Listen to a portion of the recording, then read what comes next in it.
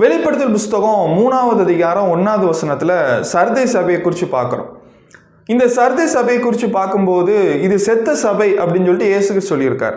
வெளிப்படுத்தல் புஸ்தகம் 3வது அதிகாரம் 1வது வசனம், சர்தை சபையின் தூதனுக்கு நீ எழுத வேண்டியது என்னவெனில், தேவனுடைய 7 ஆவிகளையும் 7 நட்சத்திரங்களையும் உடையவர் சொல்லுகிறதாவது, உன் கிரியைகளை அறிந்திருக்கிறேன்.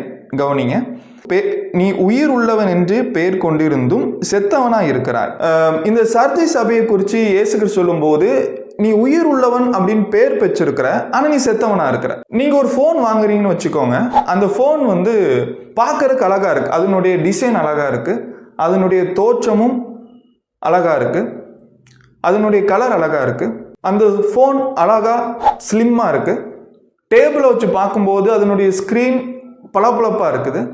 நீங்க அந்த போனை எடுத்து ஆன் பண்ணலாம் அப்படின்னு பார்த்தா ஆன் ஆக மாட்டேங்குது, சார்ஜ் ஆக மாட்டேங்குது. அதாவது போன் வெளி தோற்றத்தில் அழகா இருக்கு, அதனுடைய டிசைன் அழகா இருக்கு, ஆனா அந்த போன்ல பவர் இல்லை. எத்தனை பேர் அந்த போனை நீங்க வாங்குவீங்க? வெளி தோற்றத்தின்படி அழகா இருந்தும் உள்ள உயிர் இல்லாம இருக்கிறது அப்படிங்கிறது எவ்வளவு மோசமான விஷயம். இந்த சர்தை சபைங்கிறது சர்தை அப்படிங்கிற ஊர்ல இருந்த கிறிஸ்துவின் சபை அடையாளப்படுத்துது. இந்த சர்தை அப்படிங்கிறது